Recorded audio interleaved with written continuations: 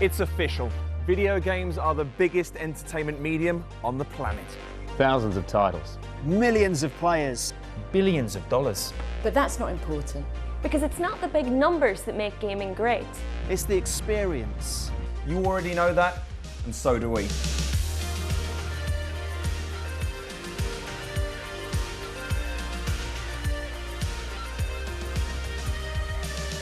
This isn't another show just trying to justify gaming. What's there to justify? It's awesome. It is. No, we're here to cut through the noise. And speak from our hearts. About the games that we love. And even those that we don't. Because we love games just as much as you. From Wii Sports To esports. From the platformer To the puzzler. all are welcome in this Video Game Nation.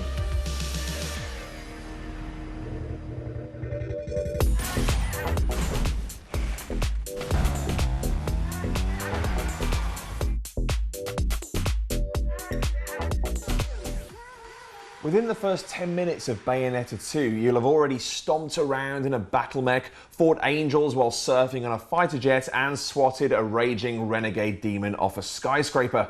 This is a game that, to paraphrase Ron Burgundy, escalates quickly.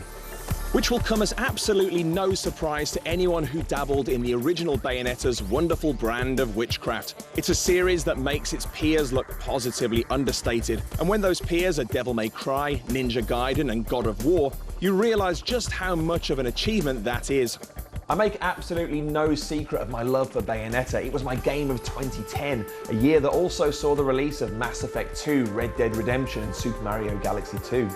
Nothing I played that year could match the confidence or uniqueness of its aesthetic and attitude, nor the sheer brilliance of its breathless, intricate combat. Everything else felt pedestrian by comparison. It's quite remarkable then that Bayonetta 2 makes its predecessor feel pedestrian by comparison. There's no questioning that the sequel offers even pacier and more frenetic thrills, but while the action has certainly been amped up, the challenge has been tempered somewhat. This is a far more accessible escapade, which isn't to say that it's easier, but rather fairer. Nintendo's influence can be felt in the removal of the first game's instant kill quick-time events, as well as the penalty for using recovery items, both of which unfairly counted against your end-of-level rating. However, the greatest concession to accessibility is the expanded window of opportunity for Witch Time. Witch Time is the art of slowing the action down to a crawl by dodging attacks at the last millisecond and then ruining the opponents while they're in temporary stasis. Mastery of this technique is fundamental to getting the most out of Bayonetta, and so making the timing friendlier is a great way to welcome back anyone who was scared off by the exacting original. Once you've acclimatized to its eccentric systems and frantic pace, Bayonetta 2 offers an unparalleled feeling of power, and though the action is brutal and muscular, Bayonetta's movements remain graceful and balletic, even when she's swinging around a hammer that's twice her size while sporting a pair of chainsaws on her feet. No opponent is too massive or intimidating for our impossibly leggy heroine, which sets up some astonishing encounters that often defy description, but I'll let this lot have a go anyway.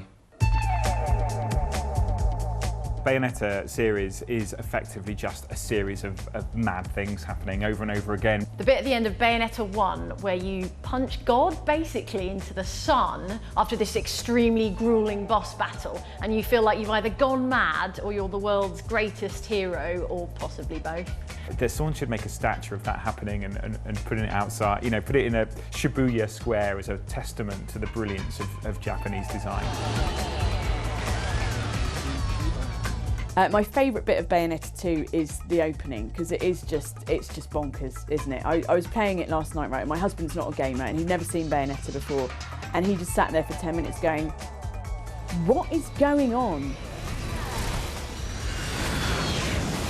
When you're sitting next to somebody who doesn't play video games, you know, if there's a loved one, you can almost see yourself getting less and less attractive to them, like in their eyes, as they're looking, going, this is what you've been doing, is it? That's good. Yeah, it's good, that is. The amount of visual imagination and variety on show is so unrelenting, you almost start to take it for granted. One second, you could be blasting away at a giant angelic dragon while surfing on the edge of a water tornado. The next, you'll soar through golden-hued skies towards the gates of heaven, and it all looks as incredible as it sounds. But you're usually so wrapped up in dodging attacks and keeping that combo counter ticking over that you often can't fully appreciate the majesty of the scenes unfolding before you. Fortunately, Bayonetta 2 boasts tremendous replay value, so if you miss anything the first time round, you'll probably catch it on the second, third, or 10th.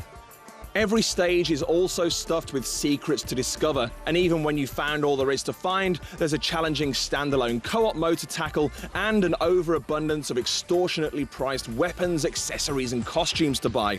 The costumes are a particular highlight, especially those influenced by some of Nintendo's most popular characters. You'll never look at Link the same way again. Thankfully, there's more to them than putting impure thoughts into the heads of hormonal teenagers, as each outfit also provides unique abilities and authentic sound effects. Dress as Link, for example, and you'll be able to parry attacks with a Master Sword while gathering rupees and enjoying the immortal da-da-da-da from Link to the Past every time you find treasure. There's still a lot to be said for Bayonetta's default catsuit though, which is made entirely of our own magical hair. I wonder what our experts would do with enchanted hair. If I could control my hair in a Bayonetta style, I'd obviously have it destroy all my enemies first, but that's obvious. And then I'd have it like give me a back rub, but also I'd grow it out super long so I could take a nap while it pops down the shop. It's mostly just retrieving things from the fridge. I think that's what I'd do. Have you ever seen ever read like Mr. Tickle, the Mr. Men book? It's like that, but a little bit more like grown up.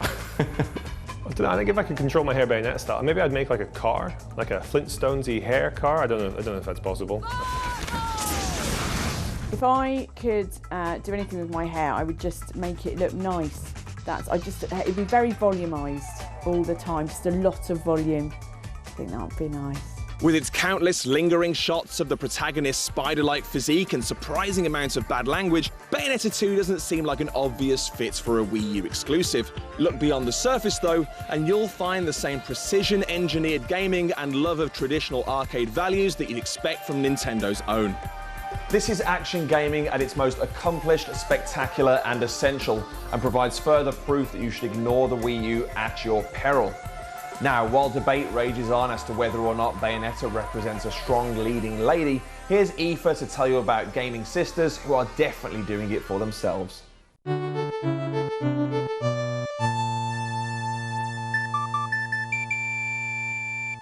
first female I ever encountered in a game was Princess Peach. Blonde hair, pink dress, demure behaviour. She was the absolute archetype of classic prim and proper femininity, and I hated her pretty much immediately. Well, I didn't dislike Peach herself. I mean, I can't hate on someone that kept getting kidnapped by a fire-breathing turtle at every whip-about. Girl's got enough problems to be getting on with. But I took issue with the fact that this is what it was to be a woman in a game. We had Samus Aran too, of course, but the fact that she was female was easy to miss, due to the fact that it was something of a revelation at the end of the first Metroid game, and you know, since she wore a stonking great exosuit everywhere she went. It wasn't until a few years later that I came across female characters who were capable of looking after themselves, overtly female, and not slaves to the peroxide bottle. What? This is my natural colour? Jill Valentine was one of the 2 playable characters in the original Resident Evil, and remains to this day one of my favourite ladies in gaming. Questionable hat sense and uber-annoying way of saying Barry aside, she was a bona fide badass, and of course the master of unlocking.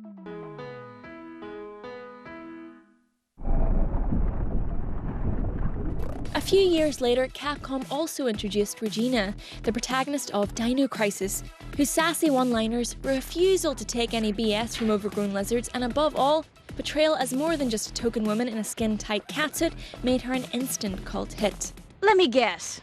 This is some of your handiwork, right? Perhaps the most famous female character in gaming, however, is of course Miss Lara Croft. We now have a wealth of strong female characters following in her footsteps.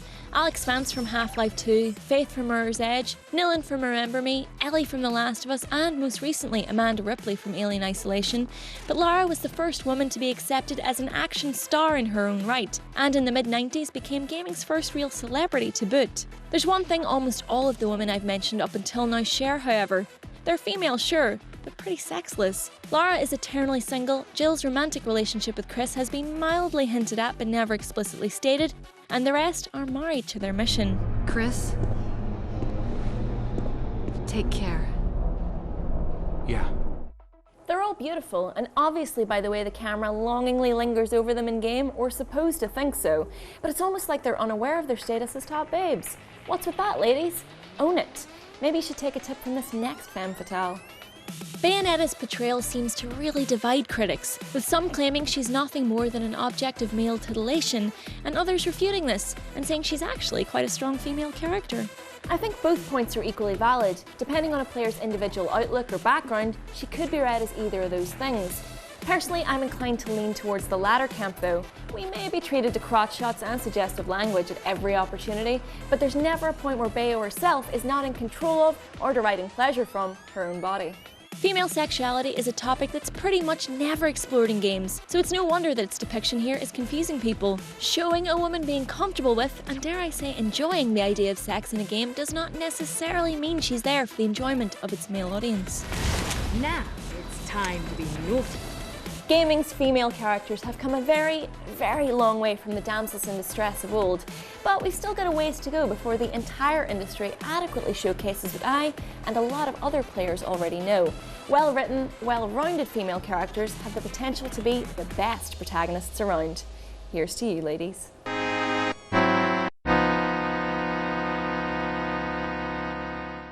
Perhaps the strongest woman in gaming history is Maria from 8-bit classic Jet Set Willy.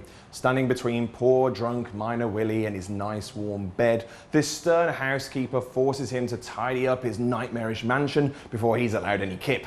She can't be bargained with, she can't be reasoned with, she doesn't feel pity or remorse or fear, and she absolutely will not stop ever until Willy is dead. It's no wonder she was my first crush. See you after the break. There's no hubris, there's absolutely, they don't have any kind of sense of humour about the fact that they've just made Diglett.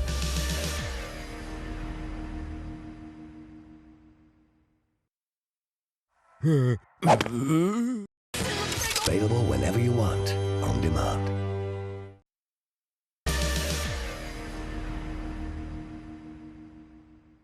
Welcome back. Now, much like music, film and animation, a game's country of origin can be deduced if you know what you're looking out for. Take Bayonetta 2. Where else could a game about a 7-foot-tall, lollipop-addicted witch with guns in her boots battling the forces of heaven in various states of undress come from, except Japan? It's not exactly unmemorable. Shaven-headed marine shoots guns in the brownest parts of the Middle East, is it? That's America, obviously. So what is it, apart from a knack of making great games out of ideas produced by a random plot-generating robot, that defines Japanese games? The thing I love about Japanese developers, they just do what they want. Like, I remember speaking to the Pokemon guys about how they come up with like Pokemon designs and things like that, and they take it so seriously. Like, they don't have any kind of sense of humor about the fact that they've just made Diglett. I think what makes Japanese games stand out from other games in the world is that, obviously, historically speaking, Japan has always had a much larger arcade culture. For a very long time, Japan has lost its position at the head of video gaming. You know, through the 90s, everything was about Japan. You know, if you look back at the PlayStation era, it was all about Namco versus Sega. It was about Daytona versus Ridge Racer, and Virtua Fighter versus Tekken, and then it was Devil May Cry and Metal Gear Solid and Resident Evil. More lately, it has been about Grand Theft Auto, Call of Duty, Assassin's Creed, and Japan kind of lost its way a bit. And that's where I come in. I like to think that there's a sort of Japanese version of this programme with someone sitting there going, oh yeah, all Western games, they're nuts, aren't they? Look at all them FIFAs and Call of Duties, they're all the same. Well, games aren't made in a vacuum, so games reflect the culture and the audience that they are created in. So Japanese games, obviously, they reflect Japanese culture, which includes the arcade culture, stuff like anime, but also Japanese history, and obviously the long, rich heritage of Japanese video game making. My favourite Japanese developer is actually an individual person. It's a guy called Yoshiaki Kazumi, who was basically the heart and soul of Nintendo from about 2000 to 2007. This is a guy who made games like Majora's Mask, which, you know, could have been an easy follow-up to Ocarina of Time, but instead it makes a Zelda game which has like a 3-day time travel cycle with all these people. I mean, this is a guy who just, you look at his career and you just see you know, the best games of Nintendo's output ever on there. And I think it's a real shame that he's not directing games anymore. I think Level 5 are making things, and have always made things, that people in no other place can touch, I think. Like, if you look at stuff like, just like the Professor Layton series, that's, you know, one that they're really, really well known for. And that's an incredible, incredible series. That stands up as one of the best things ever. Professor, Luke! What are you waiting for? Across the last 25 to 30 years, for me, it's got to be Sega as my favourite Japanese video game publisher, because not only did they give us the Sega Mega Drive, my first console, they gave us Sonic, and through to recent years, they've given us Valkyria Chronicles, which is one of my favourites, and also Bayonetta 1, obviously. Sega in the the late 80s was all about these wonderful scrolling brawlers, things like Goldmax, Streets of Rage, Altered Beast. In the 90s, Sonic the Hedgehog was like such a profound, interesting technical achievement. From then you have the Dreamcast, Shenmue, what an amazing game. Sega invented the Sega toilet, spelt T-O-Y, and this is a thing in Japan where it's like a urinal where you can play mini games while you're weeing. You have these two sumo wrestlers, and your sumo wrestler has milk coming out of his nose, and the harder you wee, the harder the milk comes out of the nose. They then make the other sumo wrestler controlled by the person who previously used the urinal. So you're competing against the person who's just weed in the same spot as you're weeing now. Now that is genius. I think there's always going to be a market and a taste for both the Western style and the Japanese style. I think what you might see more of in future is more East-West collaboration, and perhaps more Japanese franchises being entrusted to Western developers. We've seen a little bit of that. But I think as long as there's taste for both, there's plenty of room for both. I think it's really sad at the moment because we're now getting a generation of people who didn't grow up playing Mario, who didn't grow up playing Zelda. They grew up playing like Halo and Call of Duty, which are amazing games, but you sort of miss out on the, just sort of funness of those games. So, the more that the generation that grew up with Nintendo gets older, I just really hope that, obviously we don't forget how fun that could be, and that Nintendo and those kind of developers still have a place in the world, which they definitely will be, because they're making stuff that nobody else can. Maybe it's been a tough few years, but I'm optimistic of maybe a renaissance, and ultimately I don't think Japanese gaming is gonna die. I think it has been hugely influential, and I hope it will continue to be so. Japan has always had a kind of a hobbyist game scene, but now there's lots of developers who are coming up, small studios who have been inspired by things like Minecraft in the West. So I think we're going to see a lot more interesting offbeat, the sorts of games we used to see on the PlayStation 15, 20 years ago. I think we're going to start seeing in the PC sector. I think that's really interesting. So I think Japan is coming back. Japan is back, I think. I think Japanese side of things is always going to exist. And if anything, it becoming more niche is making it even more creative and more interesting and better. So I think it's maybe not as profitable as it used to be, but it's in the best health that it's ever been in. I try to avoid doing this in my Sunday best. As you'd expect from a game that body swerves convention at every possible opportunity, Bayonetta 2's Tag Climax multiplayer mode offers something a little different. The basic premise is simple. 2 players must team up online to defeat 6 combat trials. However, there are several clever twists that elevate this beyond basic survival mode territory. In a nod to the likes of underappreciated Nintendo classic The Legend of Zelda 4 Swords, Tag Climax is at once cooperative and competitive. Making it through the 6 stages is an all or nothing proposition. Fail and you're straight back to square one, so it's in your best interest to watch each other's backs. At the same time though, you're competing to score the most damage in order to win back the halos you've wagered on each fight. Halos are Bayonetta's currency and can be spent on dozens of incredibly expensive items in the main single-player game, including those amazing Nintendo-themed items I showed you earlier in the show.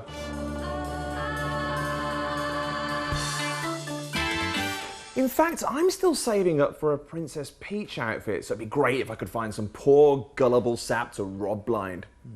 Anthony! Hi, Aoife. Have you ever played Bayonetta 2 before? No. Excellent.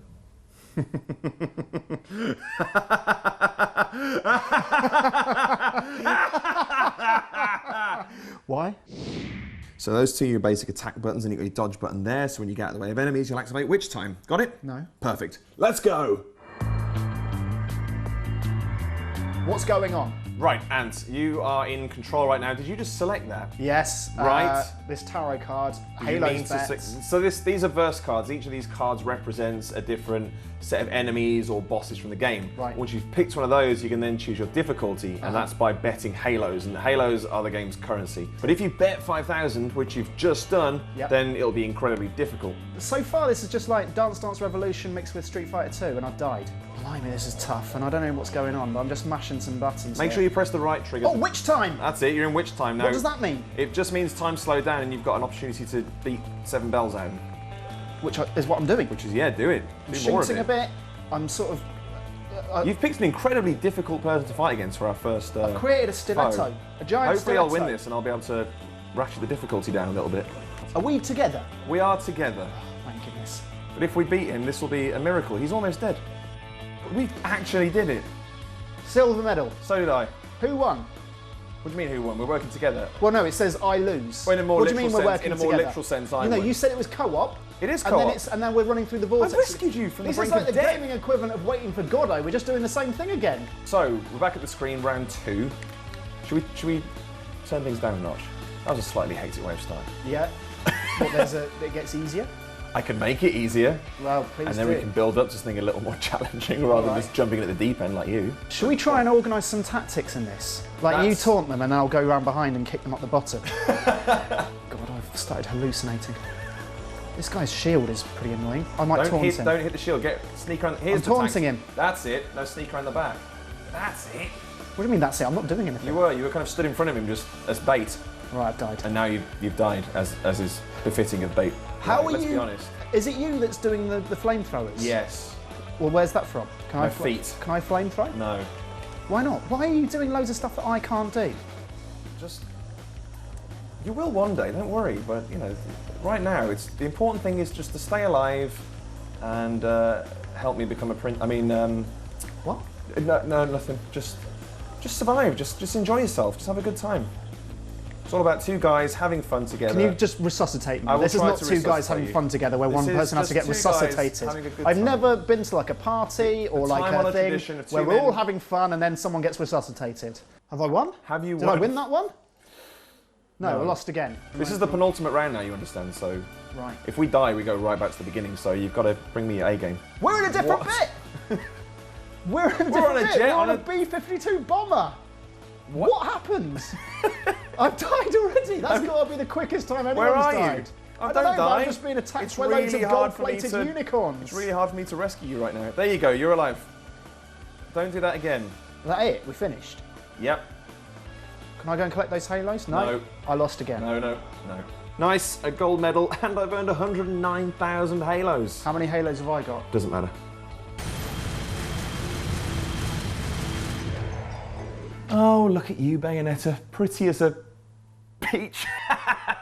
Thanks for the halos, Ant. Now I'm a real princess. Did you just call yourself a princess? I think I've made my feelings on Bayonetta 2 abundantly clear, but I'd love to hear what you have to say about Platinum's action masterpiece, either on Twitter using the hashtag VGN or on our Facebook page, which is also full of other exclusive content. And with that, we are all out of which time for another Video Game Nation. Check out this sneak peek at next week's game while I attempt to control my hair using forbidden dark magic. Bye!